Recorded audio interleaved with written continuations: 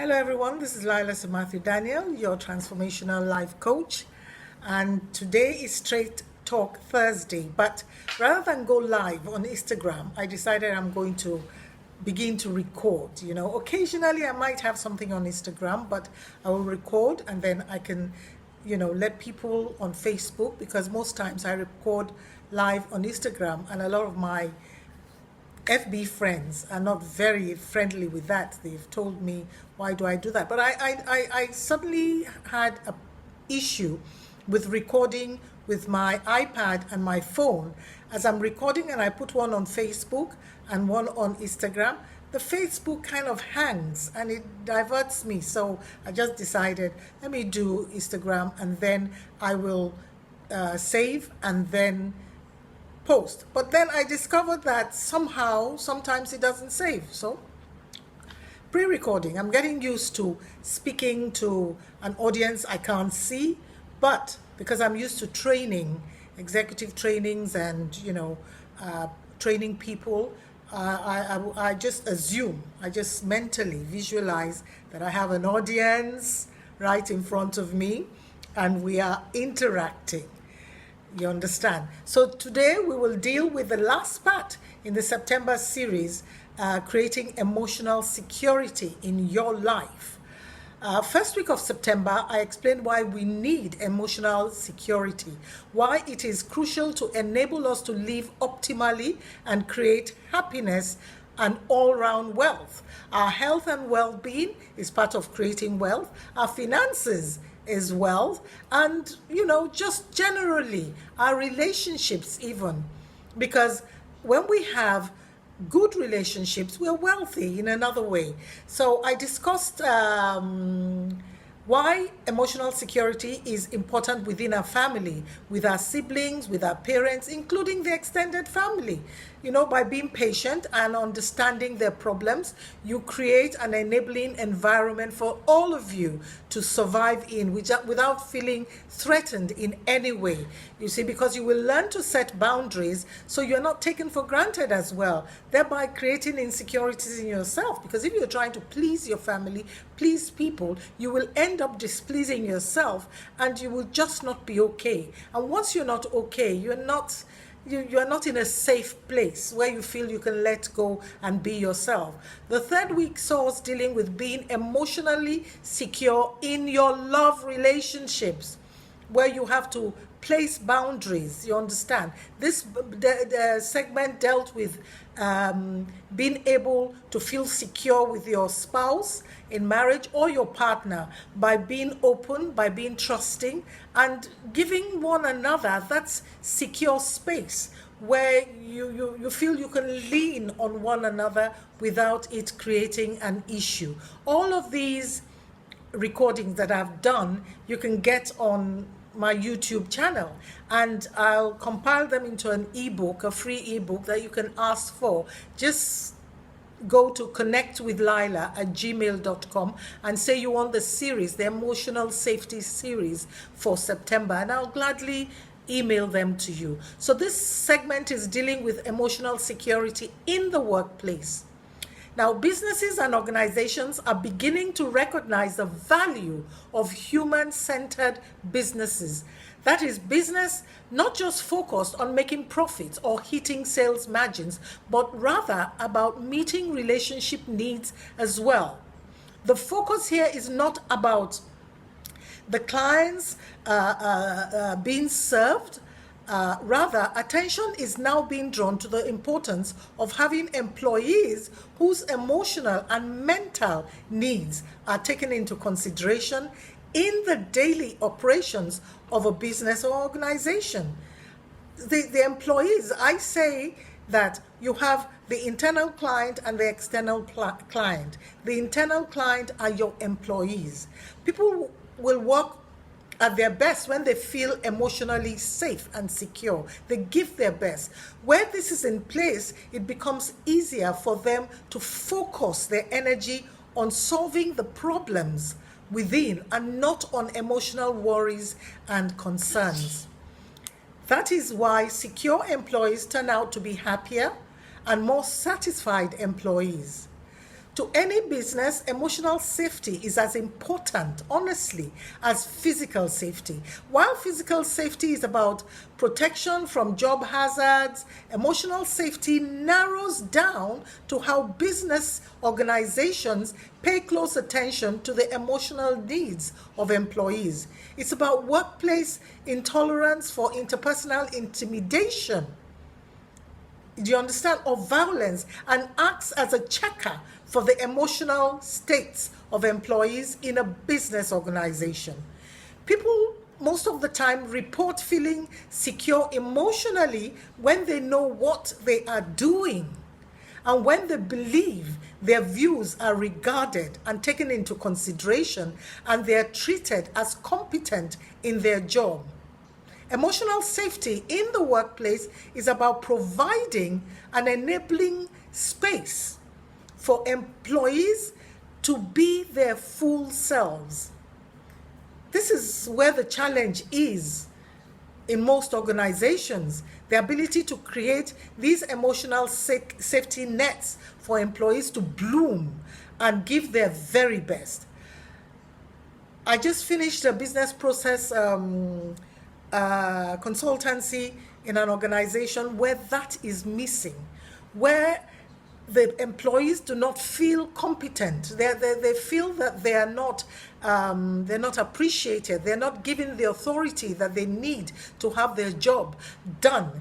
They feel that they're not trusted because everything has to pass through one point, and that one point causes delay. And once there is a delay, it's not taken into consideration. The employee is regarded as being incompetent, which is not the case. The head now has to readjust, decentralize, and be able to give people authority to do the job that they're being paid to do in the first instance.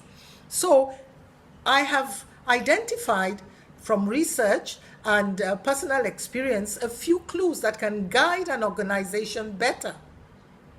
Or even you as an entrepreneur, even if you have only one worker with you, or you have outsourced workers, it will guide you. So the steps to creating emotional safety in your workplace is number one, pay attention. Take the time to ask your team members, to ask your employees and direct reporting line what they prefer regarding things like frequency of check-ins, style of communication, type of feedback, etc. I have some people I spoke to and they said coming in to check on them at every given time does not enable them to do the work properly because there are timelines. You can't give something to be done and then almost instantaneously you're breathing down the neck of that employee. You're going to destabilize that employee, honestly. So also more employers need to keep an eye on team members' workload and signs of stress. You must keep an eye on that because some people think that when you pump your employees with a lot of work, that is pushing them to being the best that they can be. But you need to be realistic in this. Yes, it does help to push people. Some people need to be pushed to see the capacity for them to know that they can handle a lot of things. But you need to be realistic in this area too as well. You need to check with supervisors and lines managers to know if employees are overburdened. You understand? If you are at the top of the of the hierarchy, you need to work with your supervisors, you need to work with your managers. And if you are in direct control with your employees, depending on the size of your organization, you need to also take this into cognizance when you are working with them to be able to be sure that you are not overburdening them, you're not belaboring them. You understand? So, or you'll find that if the job demands are affecting or causing a shift in their personality, you will know. You will know when they're stressed out, when you keep an eye on them. This should be done in a team bonding, teamwork atmosphere so that such issues can be worked on to see possibilities of adjustments if need be, if they seem unfairly burdened. Number 2, work-life integration. More businesses and organizations can create flexibility between work commitments. Flexibility between work commitments and the home life. That is why in some organizations, depending on the portfolio, they will give the chance where you can work out of the office. You can work virtually so long as you meet your timelines and your deadlines and you get the work done. It started off abroad, but in Nigeria here, a few organizations have begun to do that, to give their employees a chance to choose with coming in 5 days or 6 days a week, depending on what the portfolio is, or coming in 3 days a week and working virtually the 2 days a week or 3 days a week, so long as there are checks and balances. Why is this more reasonable? It's because most times you spend the better part of the day in the traffic, and by the time you get to work and you begin to, you calm down and get yourself aligned, that's another 30 minutes or 40 minutes, no matter how you see it. Then you come out of the workplace, you spend another 2 or 3 hours in the traffic, you get home. Most times, a lot of people take work home. It continues, and you just find that you don't get the best from employees. But you see, employers don't take that into cognizance. They feel that they must make people work a lot of work for their salary, you understand, and that it's the hours that is put in that will make them know that yes, they are working. But those hours that are put in, are they productive hours? How do you check that those hours are productive? This is where processes and procedures and things must be put in place. But you see, flexible hours, as I said, telecommuting policies and compressed work can be effective ways to boost employee job satisfaction and productivity while reducing stress. Number 3, give authority. Giving employees, as I said earlier on, the appropriate authority to do their job and make decisions that are logically within their scope boosts their self-esteem. It makes them feel good. It even makes them able to do things that they never even thought they could do. Offering challenging and rewarding work that will allow them to grow and stretch professionally while providing job satisfaction will enhance their confidence as well. I was talking to a young man this afternoon who called me up and said he needed to speak with me. Sometimes I give that leeway. And all he needed to do was that he had taken a decision and wasn't too sure that his decision was okay, and felt that as a business coach as well, I could tell him what to do. So I listened to him, and he told me that he was a certain age, 27, and that he had been at home in another part of the country, and he finished school, university and everything, and he had started working, but it didn't work out, so he was going from interview to interview, and as he was staying at home, his father was disrespecting him. And yes, you can disrespect your kids when you make fun of them and you tell them they haven't got a job, they are useless, they're not able to do anything, especially if they are men, and you tell them that they should get off their butt and go searching. And this young man said he kept searching and searching, and finally he just decided he'd had enough of being disrespected before he loses his mind or just reacts. He now left and came down to another state and looked for jobs, and then got into the real estate arena and felt, okay, let me see what I can do. And then he started building up, and he's enjoying what he's doing, and he's seeing the future in this area. And he said that suddenly he got a call from home, and that there's a government contract coming up and that he should come home, and they're pressuring him that he should come home, he can make a lot of money, and this, that, and the other. So I said, okay, now what do you feel? He said, well, he feels that he should stay where he is because he can see a future here, and the other side, he doesn't see what the future is. I said, you have answered it yourself. Why leave uncertainty for certainty? I mean, certainty for uncertainty. Do you understand? Why leave uncertainty for certainty for uncertainty? And I said, how do you feel? Because I wanted to get him to feel it.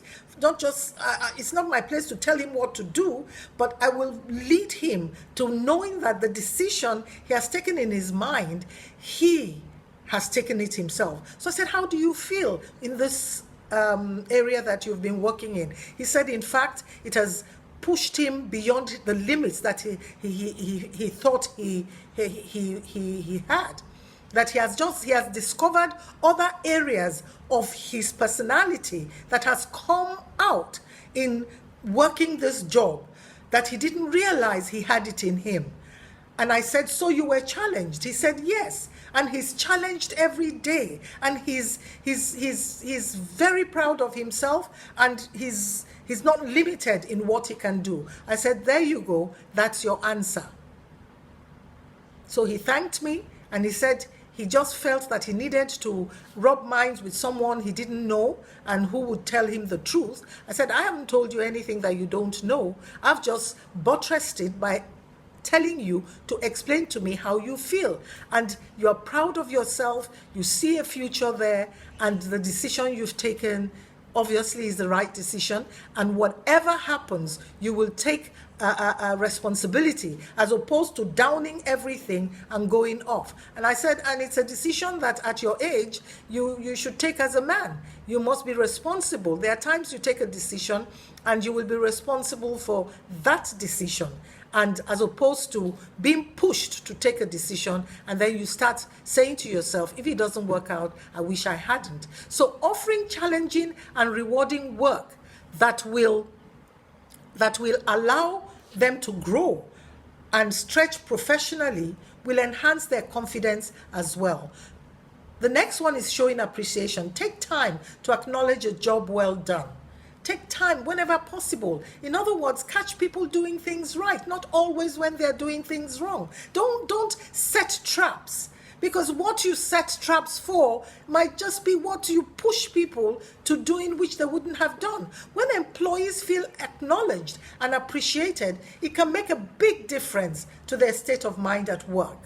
The next one is promoting respect in the workplace. Implement a zero-tolerance policy for bullying, gossiping, and sabotage. Every employee deserves the right to be respected in the workplace and should feel respected on the job. Fairness should be the rule of thumb in all aspects of leadership. Preferential treatment, inequitable distribution of work, and inconsistent expectations can cause resentment and stress within the team, within the workplace, and should be avoided at all costs. Then being supportive, of course, be readily open to being supportive of employees should an employee come to you with issues they're experiencing in the job. You must have that kind of open door policy, because it's not that that guy does not, or that woman does not know how to do it, but they don't know everything. And it's with experience that you gain more experience and you become more able to be productive and perform optimally. How open is your business or your organization to the issues of employees who are experiencing mental health concerns? How open are you? How open are you? Additionally, make resources available to them where such needs arises. I say the employee engagement programs should have an area where they have external counselors, therapists come in maybe once a week, twice a month, you understand? Because most of the time, the employee is not going to talk to the HR, no matter how qualified that HR is, no matter how, experience, because they will be fearful that if the HR knows about certain personal issues, it may affect their appraisals. And yet it may be just that period of time that they need to talk to someone, that they need to talk to an experienced person. So organizations should be supportive by giving this additional benefits that the employee knows that he can key into. Do you understand? So there we have there. Take continuous, concurrent, objective look at the culture of your organization and department to see if it is conducive to good mental health. You must be aware of it. If you look around, you hear all kinds of stories about supposedly okay men and women who suddenly take their lives. Even those that seem financially okay, something went wrong and nobody really listened. You know, those comments, those mood swings, inconsistencies, you must be aware of it in the workplace. Do you understand? And then you take the steps necessary to create a positive, healthy working environment that benefits everyone. Protecting the mental well-being of employees on the job is a fundamental component of being a responsible employer. So the process of building emotional safety is an ongoing, never-ending process for all stakeholders, externally and internally. So businesses, organizations, small or large, need to consistently run their organizations with utmost care for preserving and caring for the emotional well-being of their employees. Honestly, when this forms the core of an organization, forms the core of the organization's culture, it holds all forms of emotional feelings that can affect productivity and peak performance, which could reflect on the return on investments. And for you, the employee, take all these things into cognizance when you are within your work environment. Because if you don't, it will affect your health and well-being. If your environment is toxic, take a decision. Take a decision and, get out of it. Look for a more conducive job. I know you could say, well, I need the money. But you will find that you'll make that money and you'll be using it for medical treatment. You're not happy, you're not sleeping well. Look for something. See whether you have some creative skills, some talents within you. It's not everybody that has the entrepreneurial drive. It's not everybody that's a business person, or else there won't be any corporate organization. But you could try to sustain yourself thinking about other things. I'll come up, intermittently about things you can do outside of the job that will not affect the job, that will not affect your commitment to the job. Do you understand? Because you must take that very seriously. You must not work in variance with your work environment and what the work job does. That is not right. So that's what you will do. I will tell you various things that you can do, various areas that you can use to have multiple streams of income. So that's it for this last session on emotional safety. As I said, you can always get in touch with me. Connect with Laila@gmail.com. You can have the compilation of this month's emotional safety in your family, in your love life, generally, and in your workplace. It's very essential. Most people ignore that. But as I say, emotions form the core of all we do.